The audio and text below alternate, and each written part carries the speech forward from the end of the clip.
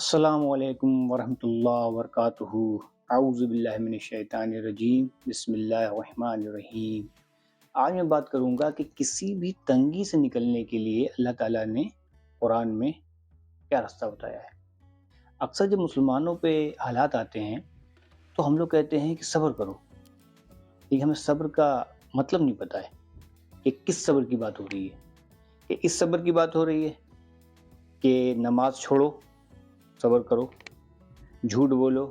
صبر کرو، دین پہ مت چلو صبر کرو۔ تو اگر ہم نے ایسے صبر کیا جیسے مسلمان آج کا زیادہ تر کر رہا ہے تو یہ صبر ہمیں جہنم تک لے کے جائے گا، کیونکہ قرآن میں جہاں جہاں صبر کا ورڈ آیا ہے، صبر کا الفاظ آیا ہے، وہاں صبر کے ساتھ تقویٰ ساتھ میں ہے، صبر کے ساتھ تقویٰ ساتھ میں ہے کہ اگر تقوی کے ساتھ صبر کرو گے تو اللہ نے کہا میری مدد آئے گی،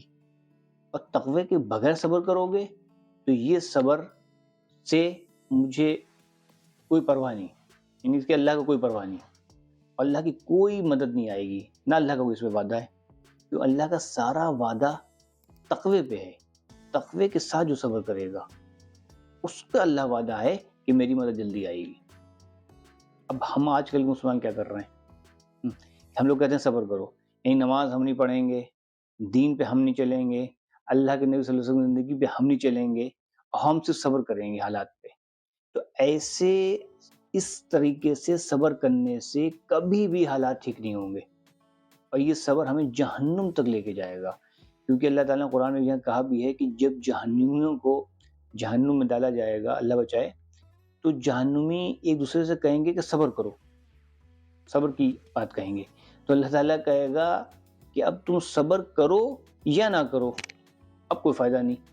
اب تو صبر کرنے سے کوئی فائدہ نہیں۔ اس کی مثال اللہ والے ایسے دیتے ہیں کہ جیسے کوئی چور ہو اور اس کو پولیس پکڑے چوروں کو اور پولیس مارے ان کو، تو چور ایک دوسرے سے کہیں کہ بھائی صبر کرو صبر کرو، تو یہ بتائیے کہ کیا چوروں کا یہ صبر ان کے کام آئے گا؟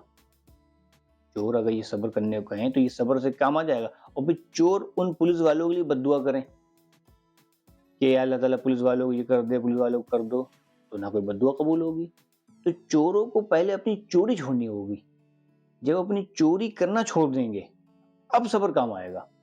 تو ایسے ہی جو مسلمان ہم لوگ ہیں، تو ہم لوگ جب گناہ کرنا چھوڑ دیں گے اور اللہ کے نبی صلی اللہ علیہ وسلم کے طریقے پہ چلیں گے، اللہ کا حکم مانیں گے تقوی کے ساتھ، تب جب صبر کریں گے تو اب یہ صبر کام آئے گا۔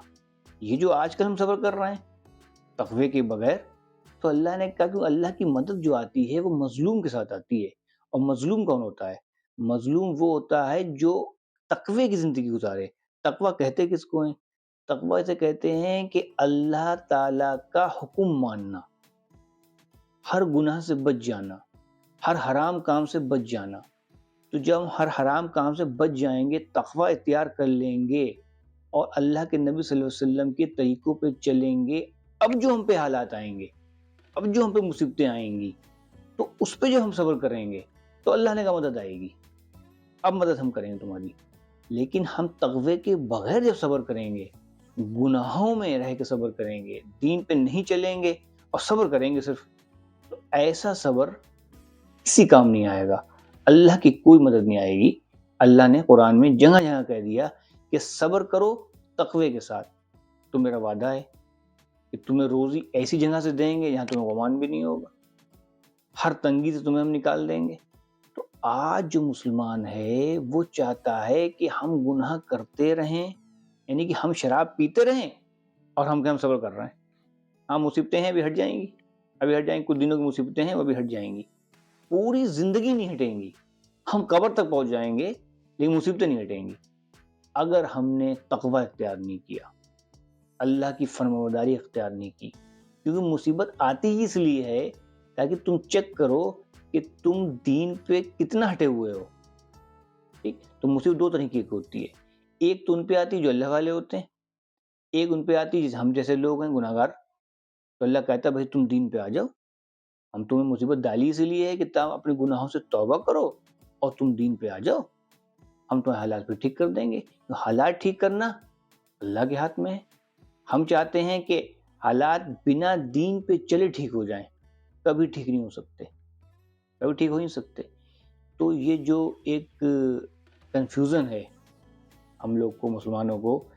کہ صبر ہم اختیار کریں گے بنا تقوی کے، بنا دین پہ چلے، تو ایسا صبر کبھی کام نہیں آئے گا۔ صبر کام کس کا آتا ہے؟ جیسے مثال کے طور پہ آپ فلسطین کے لوگوں کو دیکھ لیجئے، فلسطین کے لوگوں کو دیکھ لیجئے کہ انہوں نے صبر کیا لیکن تقوی کے ساتھ کیا۔ وہ اس جنگ کے میدان میں بھی نمازیں نہیں چھوڑی انہوں نے، اللہ کی فرمانبرداری کرتے رہے، تو اللہ کی مدد آ گئی۔ ہاں کچھ ٹائم لگا، تو اللہ نے کہا بھی قرآن میں کہ کچھ وقت بعد فوراً میری مدد آ جائے گی اگر تم صبر و تقوی ایک ساتھ اختیار کرو گے، اور نہیں کرو گے تو کوئی مدد کا وعدہ نہیں۔